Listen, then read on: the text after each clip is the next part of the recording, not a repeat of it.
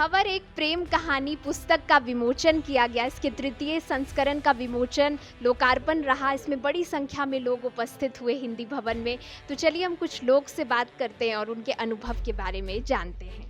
भंवर एक प्रेम कहानी जो पुस्तक है उसका विमोचन किया गया और उसी के लेखक हमारे साथ अनिल रतूड़ी जी मौजूद हैं। तो हम थोड़ा सा संक्षिप्त में चाहेंगे कि उन्होंने ऐसे तो काफ़ी कुछ विमोचन में बताया, लेकिन इस पुस्तक में अगर मैं चाहूँ कि आम लोगों के लिए आप बताएं कि एक उनकी जीवन की उस परत को उकेरेगा या वो ऐसा कुछ पाएंगे इस पुस्तक में जो उनके जीवन को एक नई दिशा देगा। तो आप बताएं इस पुस्तक में क्या है। मैं ये तो नहीं कहूँगा कि मेरी पुस्तक बहुत गुणी है, लेकिन ये अवश्य है कि इसमें कोई भी इसको पढ़ेगा तो उसको सजीव एक भावनाओं से भरी हुई एक कहानी मिलेगी। उसके कारण वो उसको पढ़ना चाहें। उसके अतिरिक्त कोई सामाजिक, आर्थिक, राजनीतिक और जो लगभग 30 वर्ष का भारत का इतिहास है उसके दस्तावेज के रूप में पढ़ना चाहें सन 1971 से 2001 तक, या कोई साहित्यिक जो स्तर है उसके पश्चिम के जो साहित्यिक जो बिंब हैं इसमें, या हमारे पूर्व के जो देश के और बड़े लेखकों के और हमारे प्राचीन सभ्यता के उसमें आपको साहित्यिक रूप से भी आपको कुछ मिलेगा। और जो दार्शनिक दृष्टिकोण से देखना चाहें तो मेरे विचार से उसमें भी कुछ उनको मिलेगा। और इसमें आप कुछ कह रहे थे चेतना के बारे में और भंवर, तो ये थोड़ा सा बताएंगे क्या? अब मैं ये तो नहीं कहूँगा कि ये सीधी बात मैं क्या कह रहा हूँ, ये तो पुस्तक को पढ़ना पड़ेगा और पुस्तक क्या कह रही है, जो मैं कहना चाह रहा हूँ वो पुस्तक बोल रही है या नहीं बोल रही है, ये पाठक ही तय कर पाएगा।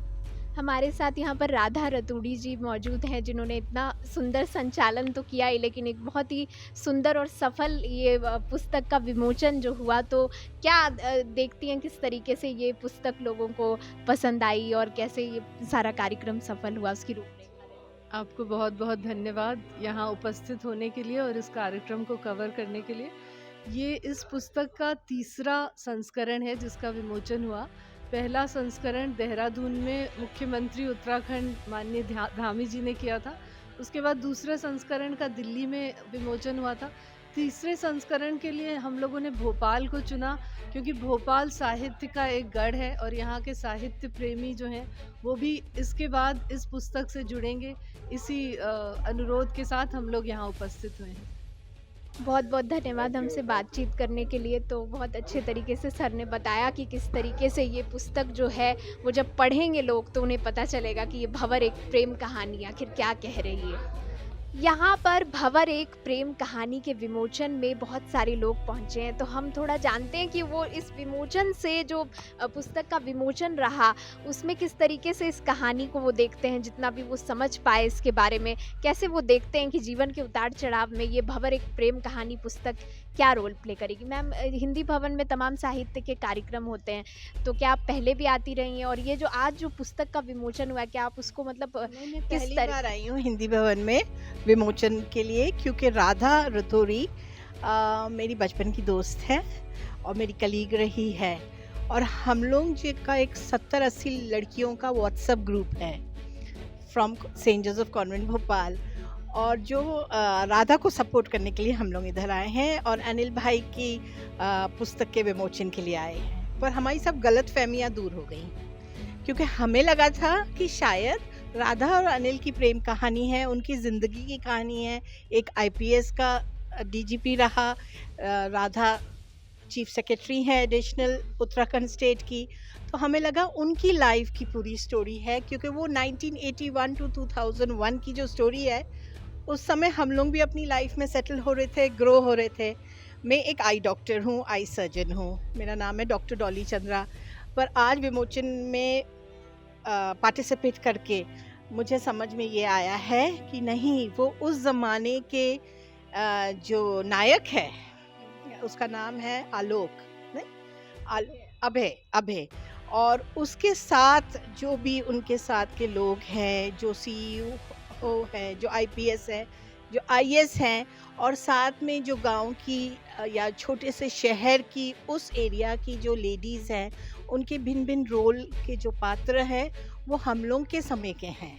और उसमें हमें ये पता चलता है कि उस ज़माने में आइदर आप डॉक्टर बन सकते थे या इंजीनियर, और यदि दादी माँ स्ट्रिक्ट थी तो बॉयज़ कॉलेज रहती थी, इंजीनियरिंग कॉलेज, तो नहीं भेजते थे, पर हमारे बैच से भेजने लगे थे।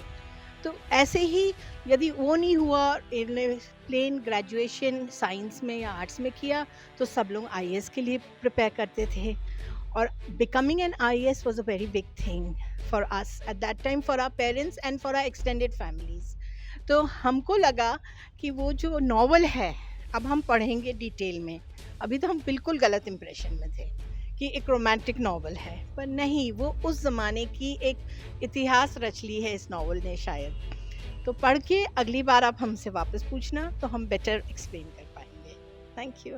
जैसा मैम ने बताया कि इस जो किताब है इसमें पत्रकार, आईपीएस अधिकारी सभी हैं, तो क्या आपको लगता है ये हमारे जीवन के उतार चढ़ाव को भी कहीं ना कहीं वो दिखाएगा? अपनी सोसाइटी में अपने जो वरिष्ठ गण हैं, जैसे अपने माता पिता हैं या अपने दादा दादी नाना नानी हैं, उन लोगों की आंखें चमक जाती थी यदि बच्चा पीएमटी पास कर ले या नीट पास कर ले और या आईएएस में हो जाए या रेवेन्यू सर्विस में भी चले जाए।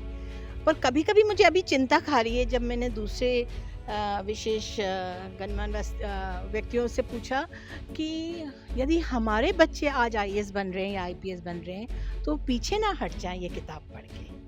तो ये एक इम्पॉर्टेंट चीज़ भी है ना।